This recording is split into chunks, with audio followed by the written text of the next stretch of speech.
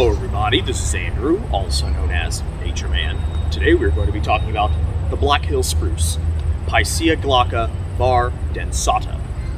The Black Hills Spruce is the state tree of South Dakota, and it is a wild variety of white spruce exclusively found, I'm sure you've guessed it, in the Black Hills of South Dakota. It is the only state tree that has a wild variety instead of just a straight species as the state tree. A much better alternative for landscaping in the Midwest and general eastern half of the United States, where Rhizosphaera's needle cast disease is essentially wiping out Picea pungens, aka the Colorado blue spruce.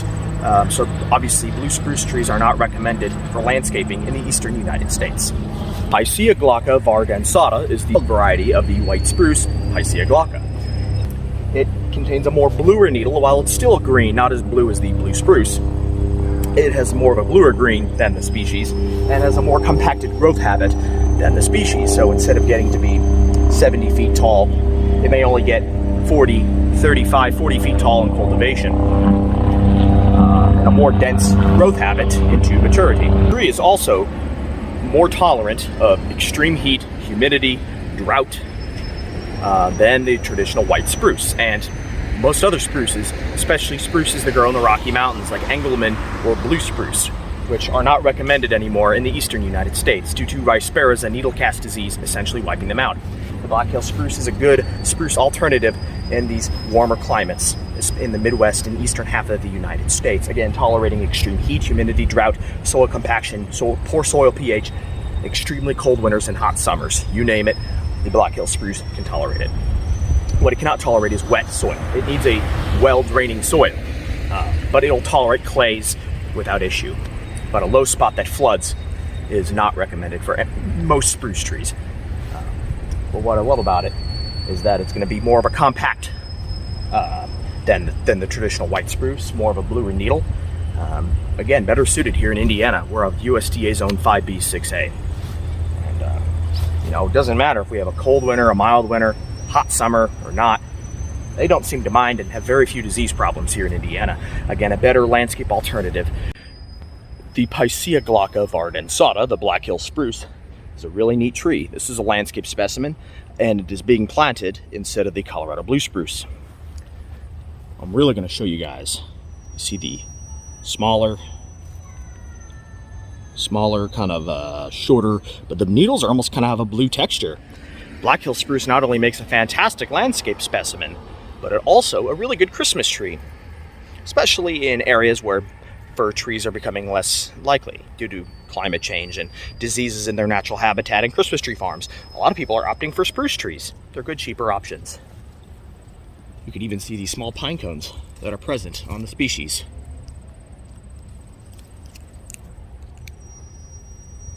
Such a really cool tree for modern landscapes.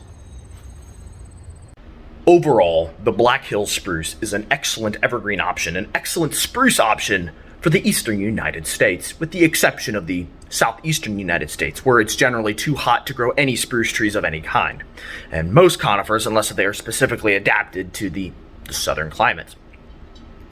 But here in Indiana, Ohio, Kentucky, Illinois, Michigan, Pennsylvania, I could list a bunch of states, the general Midwest, Ohio Valley, and northeastern United States.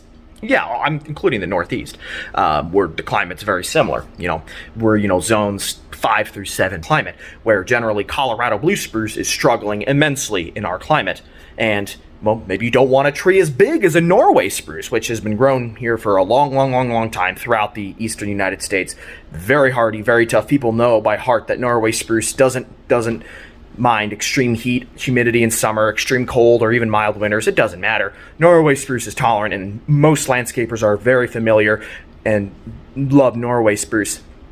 But it is very unfortunate that people still plant blue spruce from landscapers who really don't know anything about plants. I really don't like to judge people without seeing them, without knowing them, but I'm putting just a generalization out there, and this does not apply to all. There are numerous landscapers who are very knowledgeable, and I'm not judging you, but you know who I'm talking about what I'm about to say, okay? Most of you will understand what I'm talking about, but I'm not bashing all landscapers. A large, dare I say, majority of landscapers don't know anything about trees. It's a hard truth. You might say, well, Andrew, how could someone who has a profession in trees not know anything about trees? It's just a hard truth. They know how to do the labor, but they don't know anything about the care or any facts about the plants.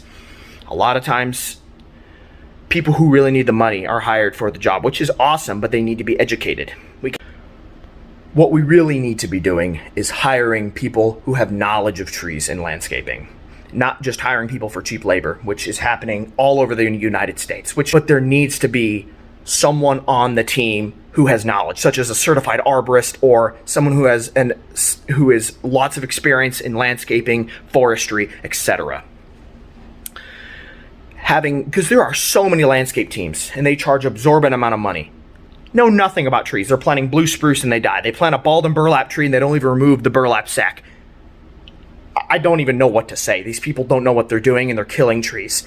And it makes me livid. Volcano mulching, improper tree maintenance, oak trees and red maples get chlorosis because these landscapers don't know what they're doing. It's it makes me upset. And I think we kind of live in a society where if you judge that, oh, you're deemed as, bigotry or something. When no, all I'm saying is we need to bring experts onto a landscaping team. I'm not saying the landscapers themselves, they're just doing the labor. They're just doing the hard work. They don't have to necessarily know everything about the trees. They have to have a generalized knowledge that a lot of them don't.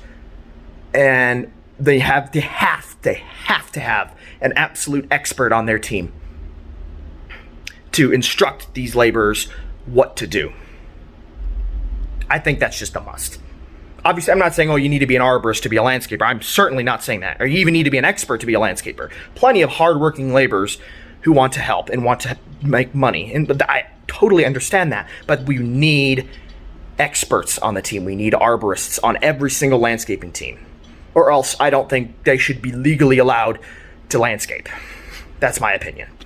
Having even just one expert landscaper on their team to guide the laborers and tell them how to plant a tree, how to take care of landscapes is critical. And that's what we lack in this country and in most countries.